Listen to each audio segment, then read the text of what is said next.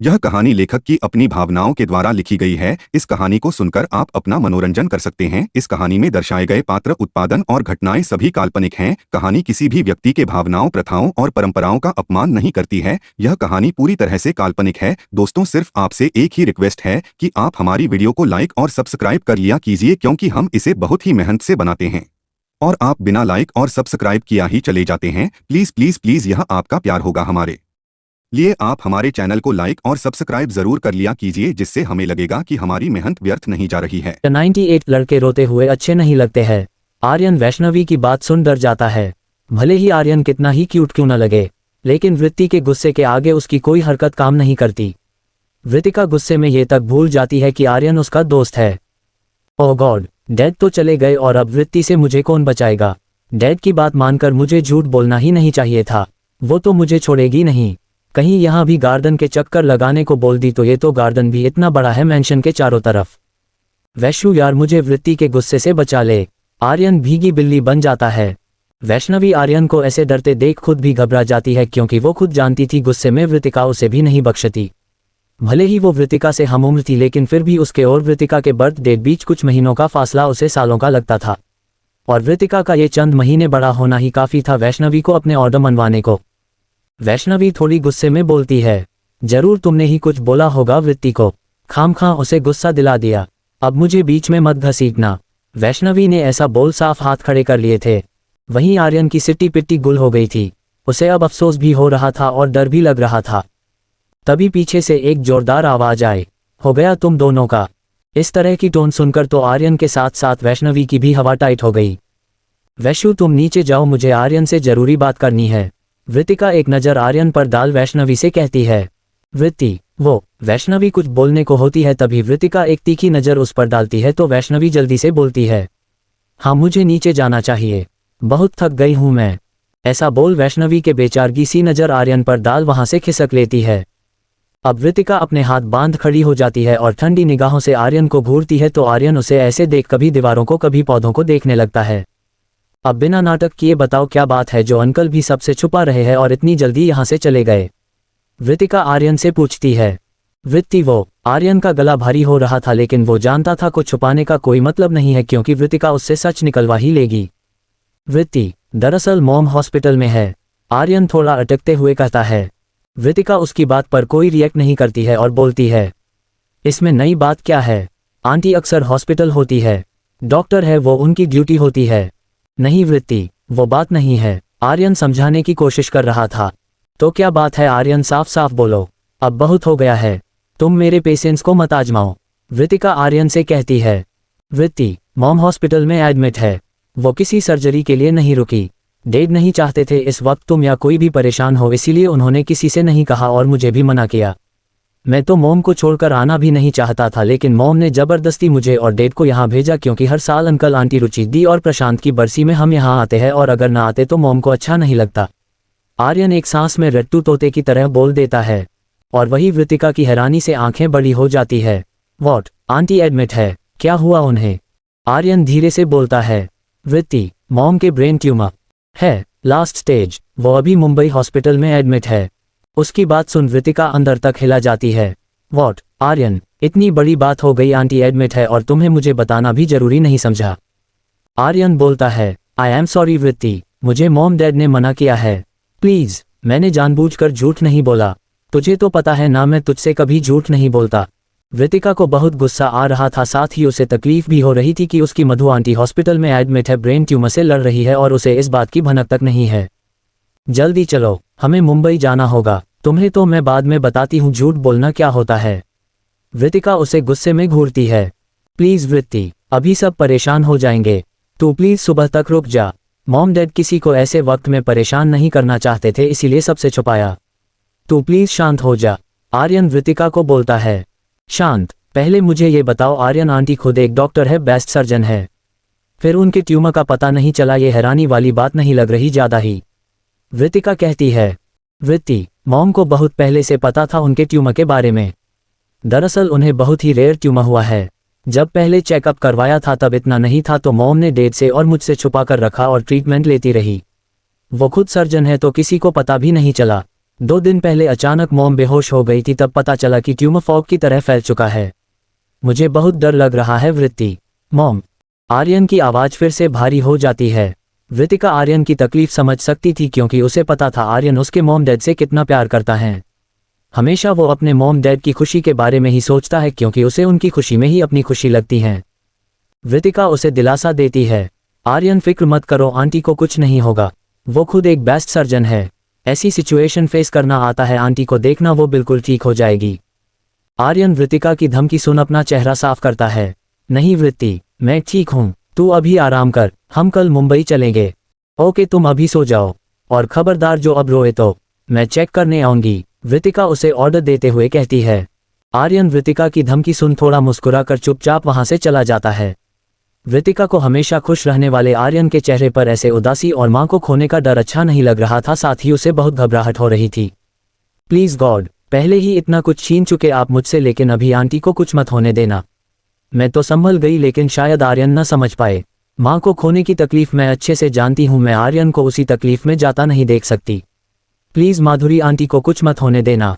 वृतिका ऐसे मन ही मन प्रार्थना कर फिर खुद भी अपने कमरे में चली जाती है। आज उसकी आंखों में नींद नहीं थी क्योंकि अभी अभी उसे ऐसा गहरा झटका लगा है जिससे वृतिका की सारी थकावट, तकलीफ गायब हो गई और वहां बहुत सारी फिक्र ने जगह ले ली। 99 डेविल किंग की क्वीन पर नजर डाली है, सजा तो इसे जरूर मिलेगी। वृतिका उसे दिलासा देती है, आर्यन फिक्र मत करो, आंटी को कुछ नहीं होगा। वो खुद एक बेस्ट सर्जन है। ऐसी सिचुएशन फेस करना आता है, आंटी को देखना, वो बिल्कुल ठीक हो जाएगी। काश ऐसा ही वृत्ति, मैं मेरी मॉम के बिना नहीं रह सकता। आर्यन अब कमजोर पड़ जाता है और उसकी आंखों में आंसू बहने लग जाते हैं। वृतिका उसे घूरती है, आर्यन कितनी बार कहा है, लड़के रोते हुए अच्छे नहीं लगते हैं। आंटी को कुछ नहीं होगा, प्लीज तुम ऐसे परेशान मत हो, वो वरना मैं अभी मुंबई के लिए निकलूंगी।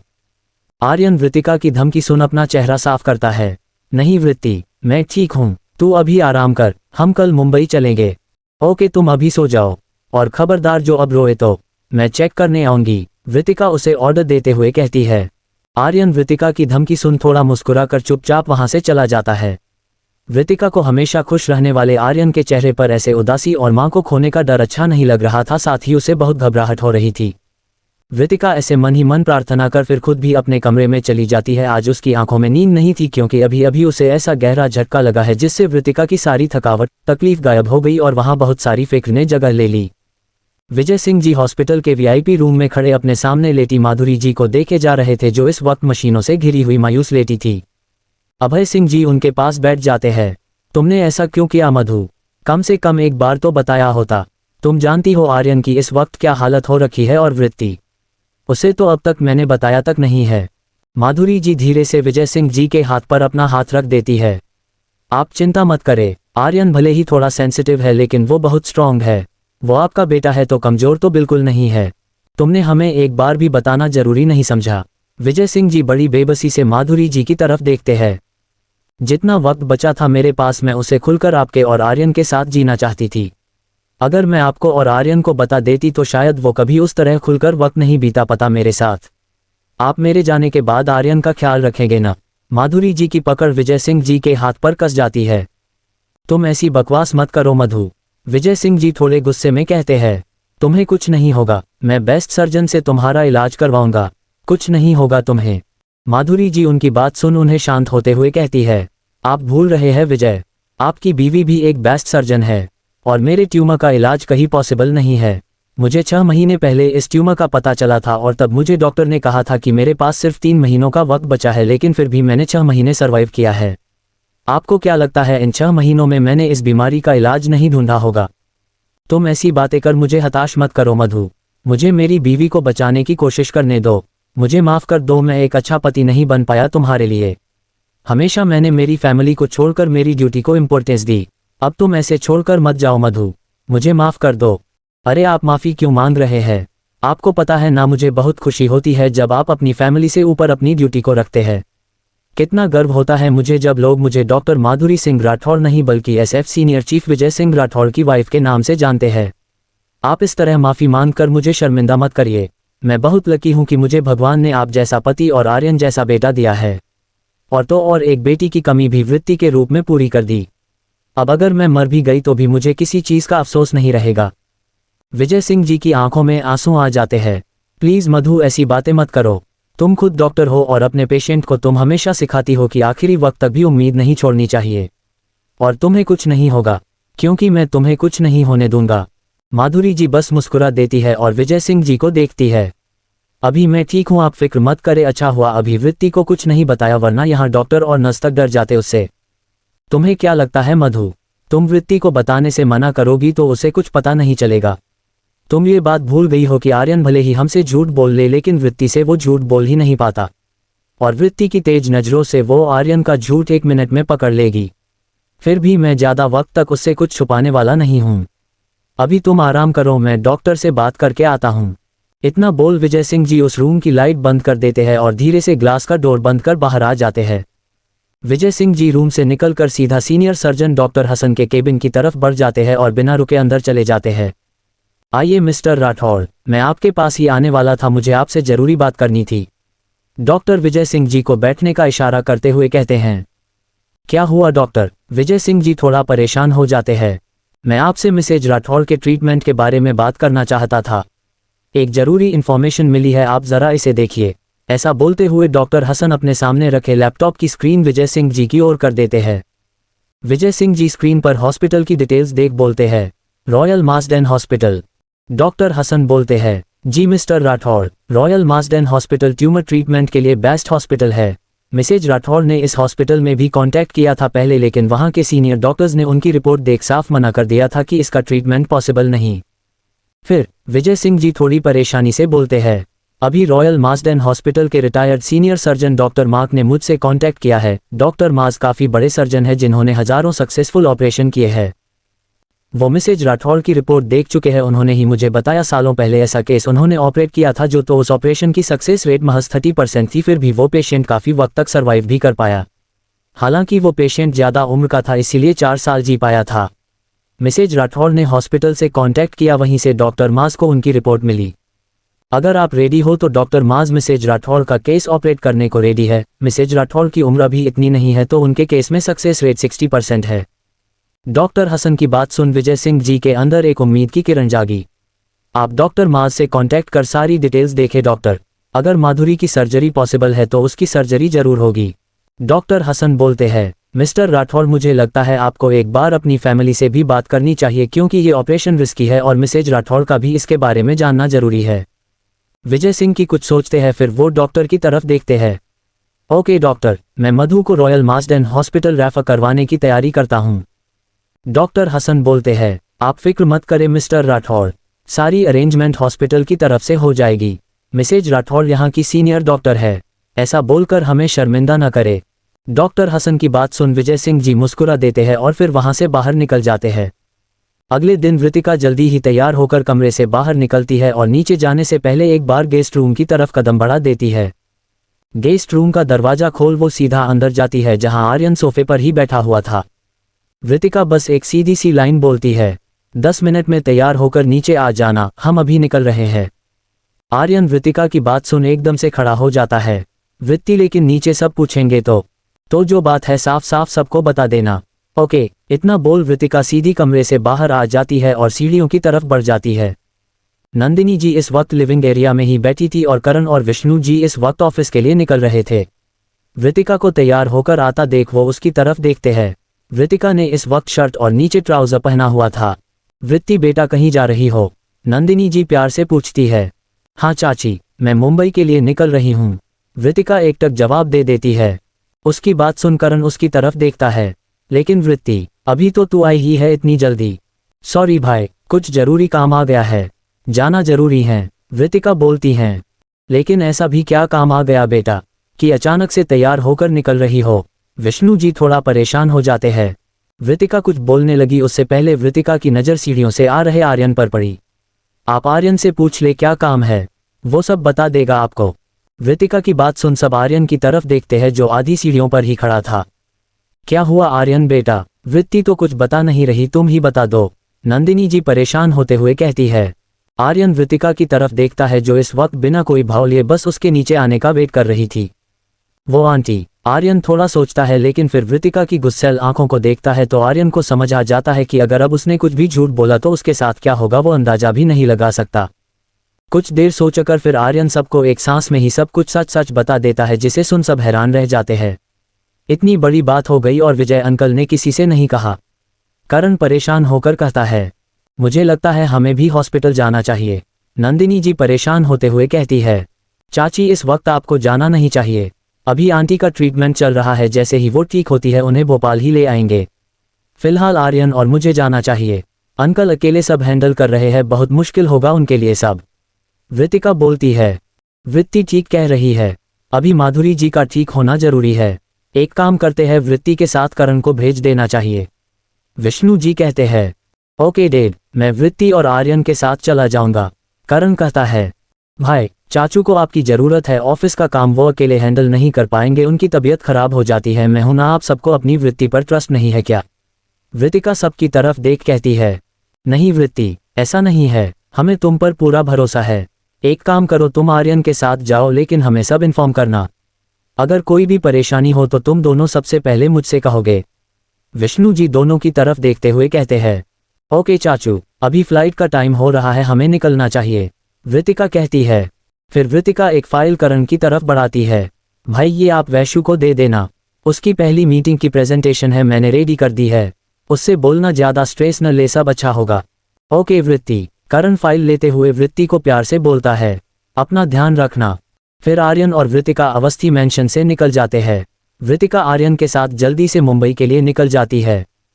एक बड़े से गहरे काले मैंशन में जहां हर तरफ काले कपड़ों में गार्ड्स खड़े हुए थे और उनके बीच एक बड़े से सोफे पर डेविल किंग किसी राजा की तरह बैठा हुआ था। उसके सामने खड़ा निखिल एक फाइल उसकी तरफ बढ़ा देता है। किंग, यही है वो इंसान जिसके लिए मैडम ने SF फोर्सेज ज्वाइन की थी। सालों पहले कोलकाता मॉल में बॉम्ब ब्लास्ट का को प्लान था, उसका मास्टरमाइंड है ये अबुल कासिम मलिक। निखिल एक शब्द पर जोर देते हुए कहता है, तो ये है वो इंसान जिसकी वजह से मेरी एंग्री बर्ड एक शेरनी बन गई। डेविल किंग उस फाइल को घूरते हुए कहता है, बॉस, उस हादसे के बाद से ये अचानक गायब हो गया, ना ही दोबारा अबुल कासिम मलिक ने कोई क्रिमिनल एक्टिविटी की है। मैडम इतने सालों से इसे ही ढूंढने की कोशिश कर रही है लेकिन अब तक भी उन्हें कुछ पता नहीं चला है सिवाय उस वक्त की उसकी एक तस्वीर के। तो फिर ढूंढो इसे, ये दुनिया के जिस कोने में है, इसे मेरे कदमों के सामने ले आओ। इसकी मौत तो मेरी एंग्री बर्ड के हाथों ही लिखी हुई है। भले ही वो रूल्स और रेगुलेशन से बंधी हुई है लेकिन डेविल किंग एक किंग है जो सिर्फ ऑर्डर देता है। ये चूहा जिस किसी बिल में छुपा है, इसे ढूंढो। डेविल किंग गुस्से में उस फाइल को सामने टेबल पर पटकते हुए कहता है। उसकी खौफनाक आवाज से वहां खड़े हर किसी गार्ड के पसीने छूट गए थे। सामने लगी एक बड़ी सी कांच की दीवार पर उसका गुस्सैल चेहरा चमक रहा था, जिस पर जहां एक पर को गुस्सा भरा था वहीं आंखें बंद कर वृतिका का चेहरा सामने आने से वो कुछ हद तक शांत हो जाता है और अपनी आंखें खोलता है। मेरी मोहब्बत को किसी ने तकलीफ पहुंचाई, ये मैं हरगिज बर्दाश्त नहीं करूंगा। वृत्ति जुनून है मेरा, उसका हर दुश्मन मेरा सबसे बड़ा दुश्मन होगा। विधान डेविल किंग के इस अवतार में ऐसे बोलता हुआ बहुत ही खतरनाक लग रहा था। वो निखिल की तरफ घूमता है और बड़े ही खतरनाक तरीके से उसे घूरते हुए पूछता है, वृत्ति पर गोलियां चलाने वाले का क्या हुआ? किंग, मैंने उस बारे में पता लगवाया है, ये मैडम का कोई नया दुश्मन है, जेहान शेख। इसी के कहने पर मैडम पर गोलियों की बरसात हुई, लेकिन हैरानी की बात यह थी कि ये एक IIT टॉपर था, इसीलिए इसका बैकग्राउंड पता करवाया तो इसकी डिटेल्स हैरान कर देने वाली थी। निखिल बोलते हुए एक तस्वीर वहां टेबल पर रख देता है। ये GS कॉलेज अटैक के मास्टरमाइंड का बेटा है जेहान शेख, अपने पेरेंट्स की मौत का बदला लेने आया है। हमने मैडम के पीछे सीक्रेटली हमारे गार्ड्स लगा दिए हैं, उनकी सेफ्टी का पूरा अरेंजमेंट कर दिया है। निखिल पूरी डिटेल्स विधान के सामने रख देता है। ढूंढो इसे और डाल दो डेविल किंग के हेवन में, इसकी सजा तो मैं तय करूंगा। डेविल किंग की क्वीन पर नजर डाली है, सजा तो इसे जरूर मिलेगी, विधान एक तेज आवाज में कहता है, जिससे निखिल अपना सर झुका लेता है। फिर वो तेज कदमों से उस डरावने मैंशन से बाहर निकल जाता है और उसके जाते ही वहां खड़ा निखिल एक गहरी सांस लेता है। इस एपिसोड को समझने के लिए पीछे का एपिसोड जरूर सुनने और इसी तरह की और भी रोमांचक स्टोरी को सुनने के लिए हमारे चैनल SS एक्सप्लेनर को लाइक और सब्सक्राइब कर लें। अब एपिसोड में आगे। 5100 मेरे अलावा तुम्हें इस तरह छूने की हिम्मत कोई कर सकता है? सामने लगी एक बड़ी सी कांच की दीवार पर उसका गुस्सैल चेहरा चमक रहा था, जिस पर जहां एक पर को गुस्सा भरा था वहीं आंखें बंद कर वृतिका का चेहरा सामने आने से वो कुछ हद तक शांत हो जाता है और अपनी आंखें खोलता है। मेरी मोहब्बत को किसी ने तकलीफ पहुंचाई, ये मैं बर्दाश्त नहीं करूंगा। वृत्ति जुनून है मेरा, उसका हर दुश्मन मेरा सबसे बड़ा दुश्मन होगा। विधान डेविल किंग के इस अवतार में ऐसे बोलता हुआ बहुत ही खतरनाक लग रहा था। वो निखिल की तरफ घूमता है और बड़े ही खतरनाक तरीके से उसे घूरते हुए पूछता है, वृत्ति पर गोलियां चलाने वाले का क्या हुआ? किंग, मैंने उस बारे में पता लगवाया है। ये मैडम का कोई नया दुश्मन है, जेहान शेख। इसी के कहने पर मैडम पर गोलियों की बरसात हुई। लेकिन हैरानी की बात यह थी कि ये एक आईआईटी टॉपर था, इसीलिए इसका बैकग्राउंड पता करवाया तो इसकी डिटेल्स हैरान कर देने वाली थी। निखिल बोलते हुए एक तस्वीर वहां टेबल पर रख देता है। ये जीएस कॉलेज अटैक के मास्टरमाइंड का बेटा है जेहान शेख। अपने पेरेंट्स की मौत का बदला लेने आया है। हमने मैडम के पीछे सीक्रेटली हमारे गार्ड्स लगा दिए हैं, उनकी सेफ्टी का पूरा अरेंजमेंट कर दिया है। निखिल पूरी डिटेल्स विधान के सामने रख देता है। ढूंढो इसे और डाल दो डेविल किंग के हेवन में। इसकी सजा तो मैं तय करूंगा। डेविल किंग की क्वीन पर नजर डाली है, सजा तो इसे जरूर मिलेगी, विधान एक तेज आवाज में कहता है, जिससे निखिल अपना सर झुका लेता है। फिर वो तेज कदमों से उस डरावने मैंशन से बाहर निकल जाता है और उसके जाते ही वहां खड़ा निखिल एक गहरी सांस लेता है। वृतिका आर्यन के साथ जल्दी से हॉस्पिटल पहुंचती है और वीआईपी फ्लो की तरफ बढ़ जाती है। जैसे ही वो लिफ्ट से बाहर निकलते हैं, सामने विजय सिंह जी दिखाई देते हैं। आर्यन और वृतिका लिफ्ट से बाहर आते हैं, तब तक विजय सिंह जी की नज़र उन दोनों पर पड़ जाती है। मैं मॉम से मिलकर आता हूँ, ऐसा बोल आर्यन वहां से चला जाता है। वृत्ति, विजय सिंह जी धीरे से बोलते हैं, आपने मुझसे क्यों छुपाया अंकल? माना आप घर पर किसी को परेशान नहीं करना चाहते थे, लेकिन एक बार मुझे तो बताना होता ना।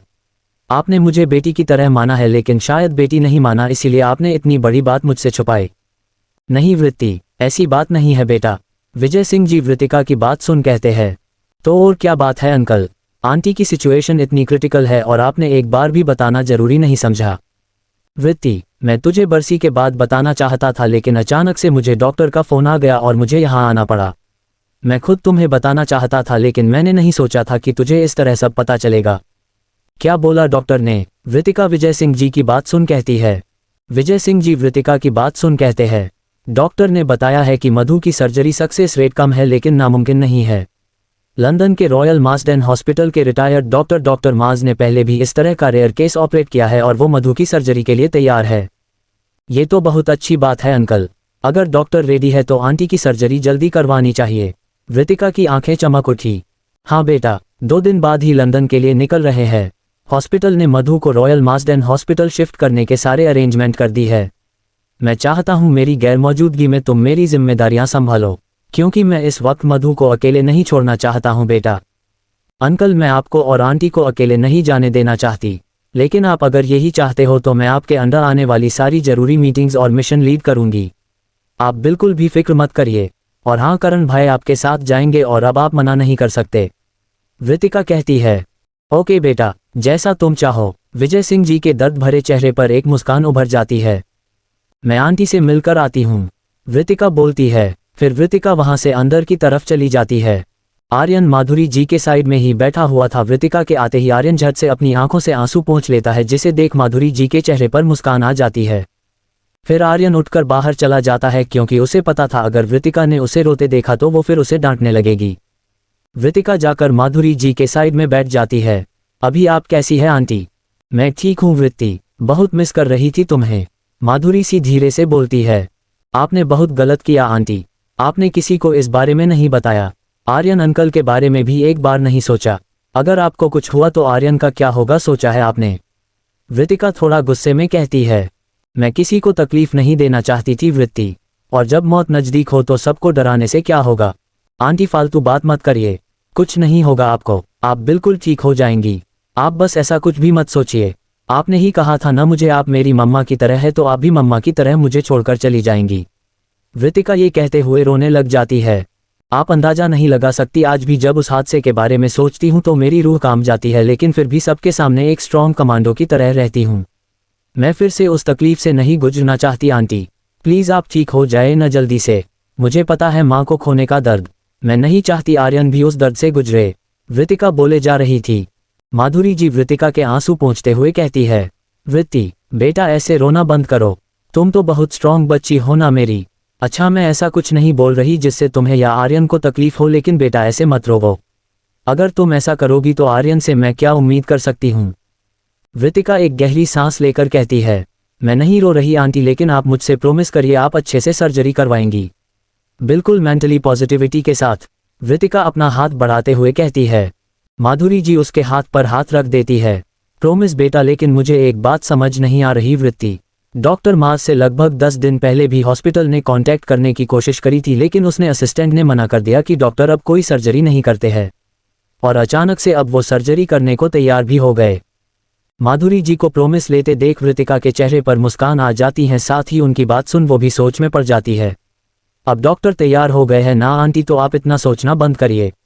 आपकी सर्जरी जल्दी से जल्दी होगी, आप बस जल्दी से ठीक हो जाए। तभी रूम में एक नज़र आ जाती है। पेशेंट का मेडिसिन का वक्त हो गया है। वृतिका फिर एक बार माधुरी जी को देख रूम से बाहर निकल जाती है।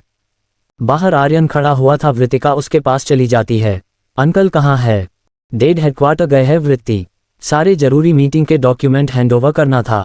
आर्यन कहता है। तुम भी रेस्ट करो आर्यन घर जाकर, मैं हूं अभी यहाँ। वृतिका कहती है। नहीं वृत्ति, मैं यही रुकना चाहता हूँ, मॉम के पास काफी अच्छा लगता है। तू घर जा, वैसे भी तुझे हेडक्वार्टर भी जाना होगा कल से। डेड की गैर मौजूदगी में तुझे तो यहाँ रुकना होगा ना? आर्यन कहता है। ओके, लेकिन तू वहाँ अंकल का पूरा ध्यान रखना, और अपना भी। आंटी को कुछ नहीं होगा आर्यन। वृतिका कहती है। मैं हर पल मॉम डैड के साथ रहना चाहता हूँ वृत्ति, तू अभी घर जा। आर्यन कहता है। ओके, मैं निकलती हूँ। ऐसा बोल वृतिका लिफ्ट की तरफ बढ़ जाती है। लिफ्ट से नीचे आने के बाद वृतिका हॉस्पिटल के बाहर निकलती है और अपनी कैब का वेट करने लगती है। तभी उसके सामने एक ब्लैक गाड़ी आकर खड़ी हो जाती है, तो वृतिका अपनी कैब समझ उसका दरवाजा खोल उसमें बैठने लगती है। लेकिन जैसे ही उसे साइड में कोई बैठा दिखाई देता है जिसका चेहरा दूसरी तरफ था, तो वृतिका जल्दी से निकलने लगती है। तभी वो शख्स वृतिका का हाथ पकड़ उसे अपने करीब खींच लेता है और बाहर खड़ा गार्ड गाड़ी का दरवाजा बंद कर देता है। वृतिका एकदम से उस शख्स के सीने से टकरा जाती है और हैरान और गुस्से में जैसे ही ऊपर देखती है वो जोर से चिल्ला देती है। तुम! वृतिका इस वक्त विधान के इतने करीब थी कि विधान की धड़कनें काबू में नहीं थी। विधान वृतिका की बाजू छोड़ उसे कमर से होल्ड कर लेता है। तुम्हें लगता है मेरे अलावा तुम्हें इस तरह छूने की कोई हिम्मत कर सकता है? उसकी बात सुन वृतिका उसकी आंखों में देखती है तो उसे लगता है मानो वो हिप्नोटाइज न हो जाए। वो जल्दी से उससे दूर होने लगती है, लेकिन विधान उसे नहीं छोड़ता। आराम से बैठी रहो, वैसे भी बहुत भागदौड़ करती हो दिन भर, तुम खुद का ध्यान नहीं रख सकती क्या? वो मधु आंटी। वृतिका फिर से उदास हो जाती है। डोंट वरी, कुछ नहीं होगा उन्हें। डॉक्टर मार्स बेस्ट सर्जन है, ये केस वो अच्छे से हैंडल कर लेंगे। विधान बस एक जवाब देता है। इसका मतलब तुम्हें सब पता था? वृतिका उसे हैरानी से घूरते हुए कहती है। तुमसे जुड़ी हर एक चीज का मैं बारीकी से ध्यान रखता हूं और तुम तो मिसेज माधुरी राठौड़ को अपनी मॉम की तरह मानती हो। अब मेरी एंग्री बर्ड को इस तरह उदास तो नहीं देख सकता मैं, इसीलिए मैंने सब पता लगवाया है और फिक्र करने की बिल्कुल जरूरत नहीं है। तुम्हारी हर तकलीफ अब मेरी है, इसीलिए कोई भी परेशानी हो तो बेझिझक मुझे बताना है। विधान वृतिका के चेहरे पर आए बालों को पीछे करते हुए कहता है।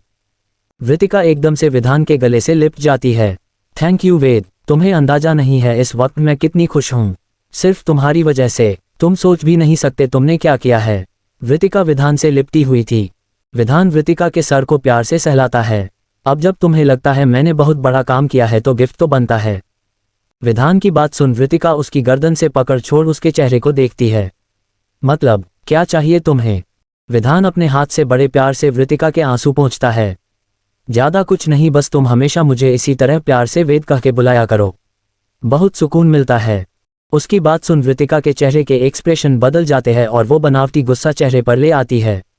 हमेशा रोमियो बने फिरते रहो, छोड़ो मुझे। वृतिका उससे अलग होने की कोशिश करते हुए कहती है।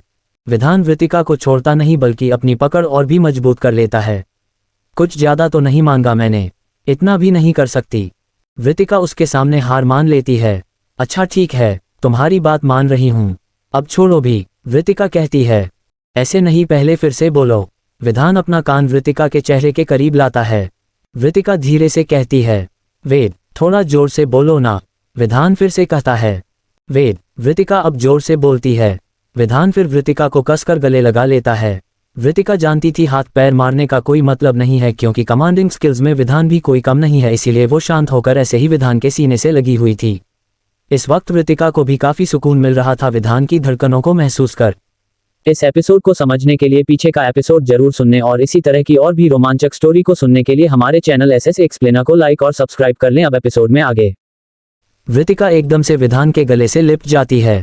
थैंक यू वेद, तुम्हें अंदाजा नहीं है इस वक्त मैं कितनी खुश हूँ, सिर्फ तुम्हारी वजह से। तुम सोच भी नहीं सकते तुमने क्या किया है। वृतिका विधान से लिपटी हुई थी। विधान वृतिका के सर को प्यार से सहलाता है। अब जब तुम्हें लगता है मैंने बहुत बड़ा काम किया है तो गिफ्ट तो बनता है। विधान की बात सुन वृतिका उसकी गर्दन से पकड़ छोड़ उसके चेहरे को देखती है। मतलब क्या चाहिए तुम्हें? विधान अपने हाथ से बड़े प्यार से वृतिका के आंसू पोंछता है। ज्यादा कुछ नहीं, बस तुम हमेशा मुझे इसी तरह प्यार से वेद कह के बुलाया करो, बहुत सुकून मिलता है। उसकी बात सुन वृतिका के चेहरे के एक्सप्रेशन बदल जाते हैं और वो बनावटी गुस्सा चेहरे पर ले आती है। हमेशा रोमियो बने फिरते रहो, छोड़ो मुझे, वृतिका उससे अलग होने की कोशिश करते हुए कहती है। Close www.google। विधान वृतिका को छोड़ता नहीं बल्कि अपनी पकड़ और भी मजबूत कर लेता है। कुछ ज्यादा तो नहीं मांगा मैंने, इतना भी नहीं कर सकती। वृतिका उसके सामने हार मान लेती है। अच्छा ठीक है, तुम्हारी बात मान रही हूँ, अब छोड़ो भी, वृतिका कहती है। ऐसे नहीं, पहले फिर से बोलो। विधान अपना कान वृतिका के चेहरे के करीब लाता है। वृतिका धीरे से कहती है, वेद थोड़ा जोर से बोलो ना। विधान फिर से कहता है, वेद। वृतिका अब जोर से बोलती है। विधान फिर वृतिका को कसकर गले लगा लेता है। वृतिका जानती थी हाथ पैर मारने का कोई मतलब नहीं है, क्योंकि कमांडिंग स्किल्स में विधान भी कोई कम नहीं है, इसीलिए वो शांत होकर ऐसे ही विधान के सीने से लगी हुई थी। इस वक्त वृतिका को भी काफी सुकून मिल रहा था विधान की धड़कनों को महसूस कर। कुछ देर बाद एक विला में विधान की गाड़ियां दाखिल होती है और गाड़ी के रुकने के साथ ही वो अपने सीने से चिपकी वृतिका पर नजर डालता है, जो बिल्कुल शांत होकर सो चुकी थी। विधान एक नज़र प्यार से वृतिका के चेहरे पर डालता है और फिर उसे गोद में उठाकर अंदर की तरफ बढ़ता है।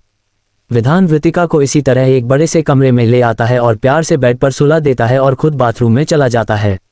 शावर लेने के बाद विधान धीरे से वृतिका को अपने करीब खींच लेता है और उसे सीने से लगाए आंखें बंद कर लेता है। सुबह वृतिका का फोन बजता है तो उसकी आवाज से वृतिका नींद में ही अपने फोन की आवाज की तरफ फोन टटोलने लगती है और कॉल पिक कर कान से लगा लेती है। हेलो, वृतिका धीरे से बोलती है। हेलो वृत्ति, वो हम आज ही लंदन के लिए निकल रहे हैं, 3 घंटे बाद फ्लाइट है तो तू हॉस्पिटल आ जाना। जाने से पहले मॉम एक बार तुमसे मिलना चाहती है, आर्यन जल्दी से बोलता है। आर्यन की बात सुन वृतिका की नींद एक झटके में खुल जाती है। ओके मैं अभी आती हूँ, ऐसा बोल वृतिका फोन रख जल्दी से खड़ी होने लगती है। तब उसे एहसास होता है वो किसी की बाहों में कैद थी। वृतिका हैरानी से उस तरफ देखती है तो विधान का चेहरा देख उसकी नजरें उस पर थम जाती है। विधान धीरे से अपनी आंखें खोल वृतिका को देखता है तो वृतिका जल्दी से अपनी नजरें घुमा लेती है। क्या हुआ? तुम्हारा ही हूँ, देख लो, विधान मुस्कुराते हुए कहता है। विधान की बात सुन वृतिका उसे एक नजर घूरती है। तब उसका ध्यान उस रूम पर जाता है। ये कहाँ हूँ मैं? वृतिका कहती है। तुम मेरे पास हो इतना काफी है, कहाँ हो ये जानना जरूरी नहीं है। विधान ऐसा बोलते हुए एकदम से वृतिका के ऊपर आ जाता है। क्या कर रहे हो तुम? वृतिका ब्लश कर जाती है। उसकी धड़कनों की स्पीड बहुत तेज चलने लगती है। तुम शर्मा रही हो, विधान गौर से वृतिका के चेहरे की तरफ देखते हुए कहता है। नहीं तो, वृतिका थोड़ा अटकते हुए बोलने लगती है। मेरी आंखों में देखो, विधान बहुत ही दिलकश अंदाज में वृतिका के करीब आकर कहता है। वृतिका एकदम से उसकी आंखों में देखती है तो उसकी आंखों में ही वृतिका की नजरें थम जाती है। विधान वृतिका के चेहरे के करीब आकर धीरे से कहता है, आई वॉन्ट टू किस यू माई एंग्री बर्ड। उसकी बात सुन वृतिका हैरानी से आंखें बड़ी कर लेती है और विधान धीरे से उसके चेहरे के करीब झुकता है। वृतिका शर्म के मारे अपनी आंखें बंद कर लेती है और उसके होंठ कांपने लगते हैं। विधान मुस्कुराते हुए वृतिका का शर्म से लाल पड़ा चेहरा देखता है। फिर वो बड़े प्यार से वृतिका के चेहरे के आगे झुककर उसके माथे पर किस कर देता है, जिसे महसूस कर वृतिका अपनी आंखें खोल उसे देखती है। विधान खड़ा हो जाता है। रेडी हो जाओ, तुम्हें हॉस्पिटल जाना है, ऐसा बोल विधान बाथरूम में चला जाता है और वही वृतिका अपने दिल को काबू करने की कोशिश कर रही थी, जो उछलकर जोर जोर से धड़क रहा था। वृतिका बेड पर बैठ अपने सर पर हल्के से चपत मारती है। इतनी सी देर में क्या सोच लिया था तूने वृत्ति? कंट्रोल, पता नहीं उसके सामने मेरा दिल और दिमाग इस तरह ब्लैंक क्यों हो जाता है, कुछ भी सोच समझ ही नहीं पाती। लेकिन वही वृतिका विधान की किस वाली बात सोच सोच कर मुस्कुराने लग जाती है। कुछ ही देर बाद विधान बाहर आता है, लेकिन वृतिका का ध्यान नहीं होता तो विधान उसके पास आ जाता है। अगर ऐसे ही मेरे बारे में सोचती रहोगी तो कहीं जाने नहीं दूंगा। विधान की बात सुन वृतिका अपने ख्यालों की दुनिया से बाहर निकलती है और उसे हल्के से धक्का मारकर बाथरूम की तरफ भाग जाती है। उसे इस तरह घबराया देख विधान की हंसी छूट जाती है। वृतिका एक नज़र बाथरूम में देखती है, जहां उसके कपड़े से लेकर उसकी जरूरत का सारा सामान रखा हुआ था। वृतिका जल्दी से शॉवर लेती है और फिर रेडी होकर रूम से बाहर आ जाती है। विधान इस वक्त लिविंग एरिया में ही बैठा हुआ था और उसके सामने सर झुकाए निखिल खड़ा था। वृतिका सीढ़ियों से नीचे आते हुए उस तरफ देखती है। लिविंग एरिया की तरफ बढ़ने पर वृतिका को निखिल का चेहरा दिखाई देता है, जिसे देख वृतिका सोच में पड़ जाती है। ऐसा क्यों लग रहा है, इसे मैंने कहीं देखा है, लेकिन कहाँ, मुझे याद नहीं आ रहा। वृतिका एकटक उस और देखे जाती है, तभी विधान वृतिका के पास आता है। वृतिका फिर निखिल पर से अपना ध्यान हटा उस तरफ देखती है। मैं चलता हूँ सर। निखिल फिर सर झुकाए वहां से निकल जाता है। वही वृतिका बस उसे जाते हुए देख सोचने लग जाती है। ये वृतिका उस तरफ इशारा करते हुए विधान की तरफ देख पूछती हैं, मेरा सिक्योरिटी हेड है, चलो ब्रेकफास्ट करो, फिर मैं तुम्हें हॉस्पिटल ले चलूंगा। विधान ऐसा बोल वृतिका का हाथ पकड़ उसे डाइनिंग टेबल की तरफ ले जाता है। नाश्ता करने के बाद वो दोनों कार में बैठते हैं और कुछ ही देर में गाड़ी हॉस्पिटल के बाहर खड़ी होती है। जाओ, मैं यही वेट कर रहा हूं तुम्हारा। विधान कहता है, तुम्हें काम नहीं है क्या? दिल्ली जाने का प्लान नहीं लग रहा तुम्हारा? वृतिका मुस्कुराते हुए कहती है, तुम जहां मैं वहां, और मेरे काम की फिक्र मत करो, मैं सब कुछ यहां से भी हैंडल कर सकता हूं। अब जाओ, वरना मेरा इरादा बदल गया तो जाने नहीं दूंगा। विधान वृतिका के थोड़ा करीब झुकते हुए कहता है तो वृतिका एक झटके में दरवाजा खोल भाग जाती है। जैसे ही वो हॉस्पिटल के अंदर पहुंचती है, आर्यन उसे नीचे लॉबी में ही दिख जाता है। आर्यन, कहाँ है आंटी? आर्यन वृतिका की तरफ देखता है। चलो मेरे साथ। वृतिका आर्यन के साथ चल देती है और वो दोनों वीआईपी फ्लोर पर आ जाते हैं, जहां वृतिका की नज़र विजय सिंह जी और माधुरी जी पर पड़ती है। आंटी। वृतिका जल्दी से जाकर माधुरी जी के गले लग जाती है तो माधुरी जी के चेहरे पर भी मुस्कान उभर जाती है। ओह मेरी बच्ची। माधुरी जी बड़े प्यार से वृतिका का सर सहलाती है। वृतिका उनसे अलग होती है और उन्हें देखती है। आप जल्दी से ठीक हो जाए, मैं पहले वाली ही डॉक्टर माधुरी सिंह राठौड़ को देखना चाहती हूँ। मैं आपको बहुत मिस करूंगी। मैं भी बेटा, और तुम मेरी बिल्कुल फिक्र मत करो, तुम्हारी आंटी को कुछ नहीं होगा, माधुरी जी बड़े प्यार से कहती है। वृतिका फिर विजय सिंह जी की तरफ देखती है। अंकल आप भी यहाँ की बिल्कुल फिक्र मत करिएगा, मैं सब संभाल लूंगी, बस अपना और आंटी ध्यान रखिएगा। हाँ बेटा, अब तुम इतनी फिक्र मत करो, वरना कहीं तुम्हारी आंटी जाने से मना ना कर दे, विजय सिंह जी कहते हैं। वृतिका उन्हें और माधुरी जी को देखकर मुस्कुराकर विजय सिंह जी के गले लग जाती है। कुछ ही देर में वहां कुछ डॉक्टर आ जाते हैं। मिस्टर राठौड़, हमें निकलना होगा। ओके डॉक्टर, विजय सिंह जी ऐसा बोलते हैं तो दोनों जाकर माधुरी जी को ले जाने लगती है। सबके बाहर निकलते निकलते वहां आर्यन बचा था, वो वृतिका के पास आता है।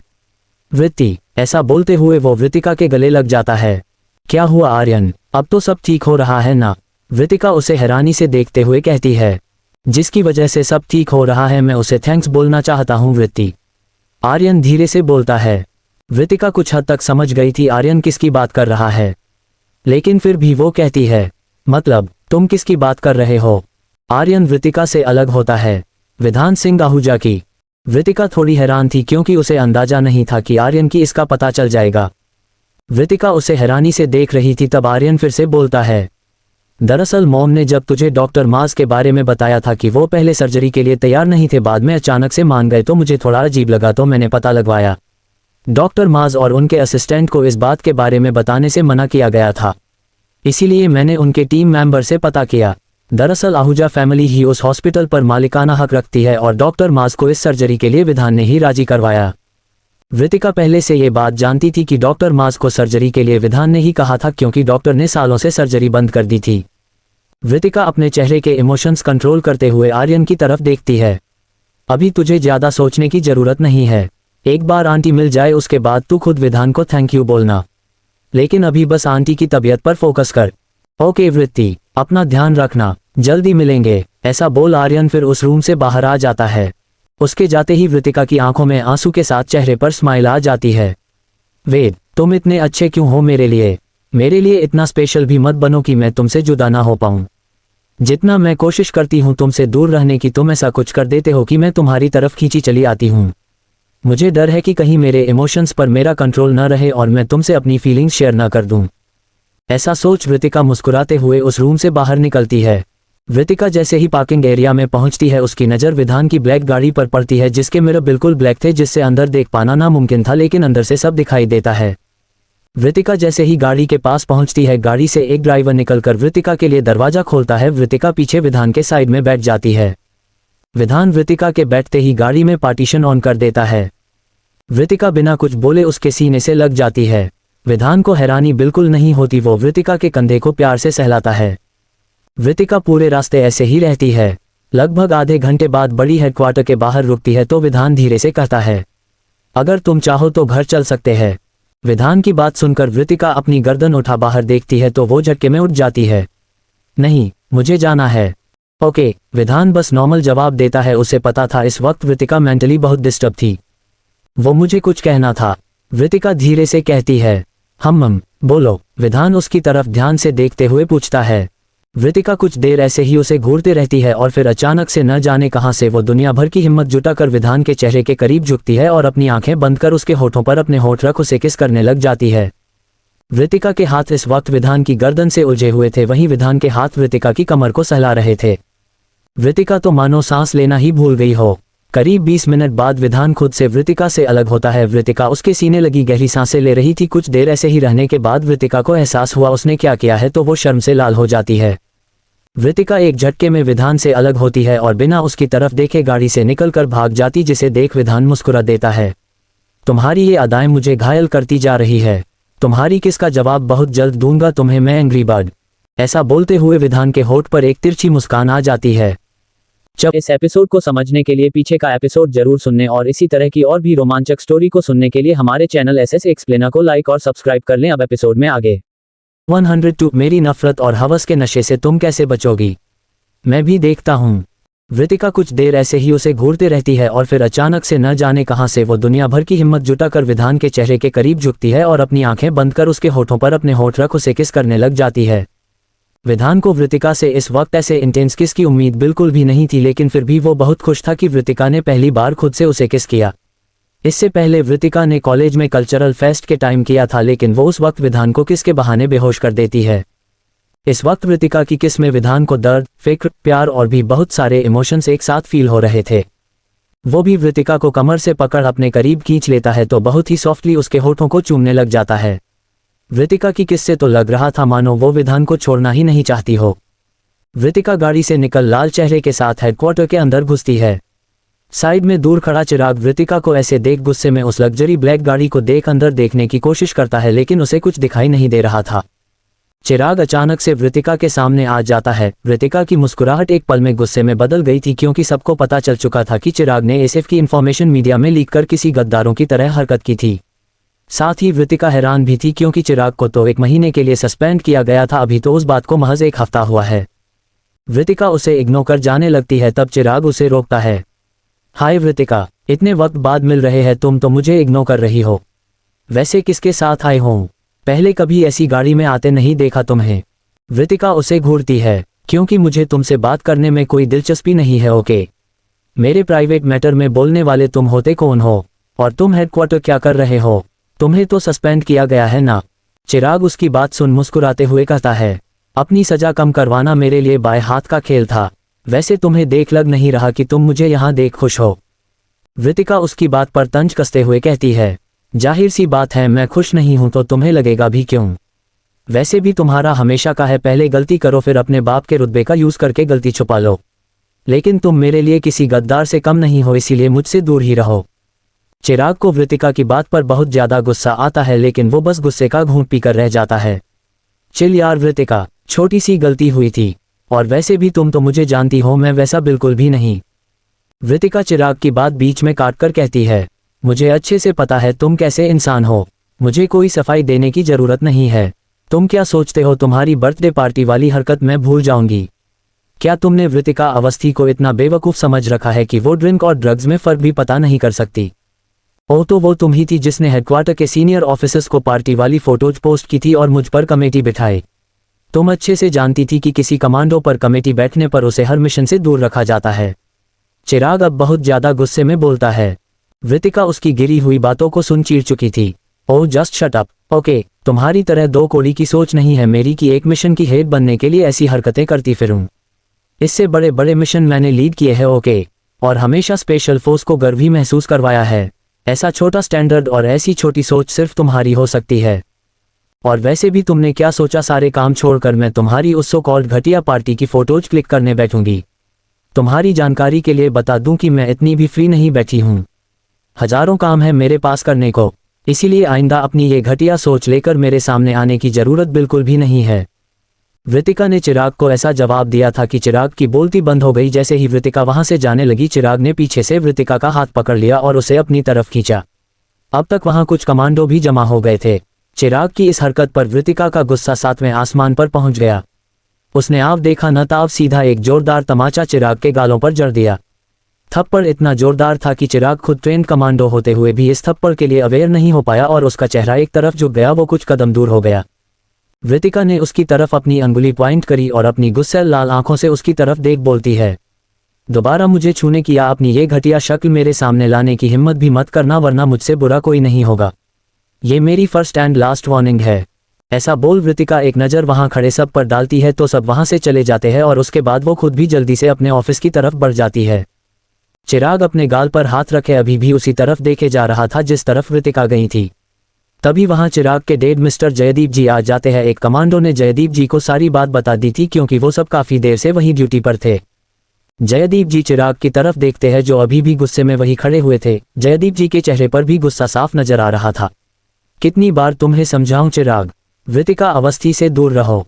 कहा था ना आग है वो झुलस कर रह जाओगे, लेकिन तुम्हारे समझ में मेरी बात नहीं आई शायद। डेड, चिराग थोड़ी ऊंची आवाज में बोलता है। आवाज नीचे रखो चिराग, भूलो मत डेड हूं मैं तुम्हारा।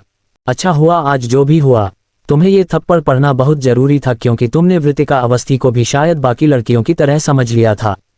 इतनी मेहनत से ऑफिसर से बात करके तुम्हारी सजा कम करवाए और तुम्हें वापस हेडक्वार्टर लेकर आया, लेकिन तुम्हारी हरकतें अगर ऐसी ही रही तो वो दिन दूर नहीं कि तुम हमेशा के लिए एसएफ से निकाल दिए जाओगे, क्योंकि एसएफ के रूल्स तुम्हें एक झटके में यहाँ से बाहर निकाल फेंकेंगे।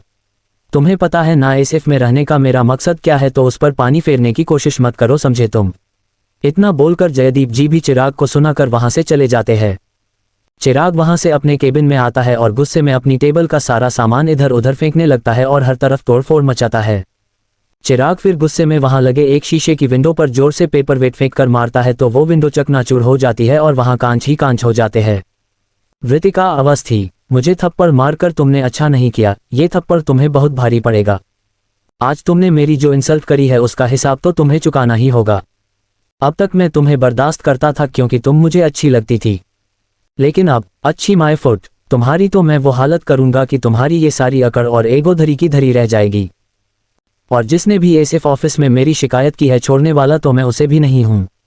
विस्मयादिबोधक चिन्ह, तुम क्या सोचती हो मिस अवस्थी, मुझे पता नहीं है तुमने एसएफ क्यों ज्वाइन किया है। तुम्हारे जो हजारों काम है ना वो सिर्फ एक इंसान को ढूंढने के लिए है और तुम्हारा वो मकसद तो कभी पूरा नहीं होगा क्योंकि उससे पहले ही मैं तुम्हारे थप्पड़ की कीमत वसूलूंगा। जो ड्रग्स मैंने तुम्हारी ड्रिंक में मिलाए थे ना उससे भी ज्यादा नशा मेरी नफरत और हवस में है। उस ड्रग्स के नशे से तो तुम बच गई थी, अब मेरी नफरत और हवस के नशे से तुम कैसे बचोगी, मैं भी देखता हूं। फिर चिराग अपने गाल पर हाथ रखता है और उसे प्यार से सहलाता है। डेड, आप भले ही कमीने हो लेकिन आप भूल गए आपका ही बेटा हूं मैं। एसएफ ज्वाइन कर एसएफ के ऑफिसर होने के टैग का सहारा लेकर आपने जो अपना इलीगल बिजनेस चला रखा है उससे मुझे कोई मतलब नहीं है। मुझे अब बस वृतिका अवस्थी चाहिए किसी भी कीमत पर, अब चाहे वो कीमत कोई भी हो। वृतिका अवस्थी से मेरी बेइज्जती का बदला तो मैं लेकर रहूंगा। बहुत उबलता है ना उसका खून, उसके खून के उबाल को शांत ना कर दिया तो मेरा नाम भी चिराग कश्यप नहीं। चिराग ऐसा बोल फिर जोर से हंसता है। उस टूटे फूटे कमरे में उसकी ये हंसी किसी बौखलाए हुए जंगली जानवर की तरह लग रही थी। आखिर क्या करने वाला है चिराग, क्या और नई मुसीबत देगी वृतिका की जिंदगी में दस्तक। आखिर एसएफ की वर्दी के पीछे क्या छुपा रहे हैं जयदीप कश्यप। आगे स्टोरी और भी इंटरेस्टिंग है, आपको बहुत मजा आने वाला है, तो इसका नेक्स्ट एपिसोड देखना बिल्कुल ना भूले और चैनल को अपने प्यारे प्यारे हाथों से लाइक और सब्सक्राइब कर लें और अपने दोस्तों को शेयर करना बिल्कुल ना भूले और अपना प्यार भरा कमेंट जरूर करें और दोस्तों कम से कम 200 लाइक का टारगेट पूरा कर दे। मिलते हैं नेक्स्ट एपिसोड में।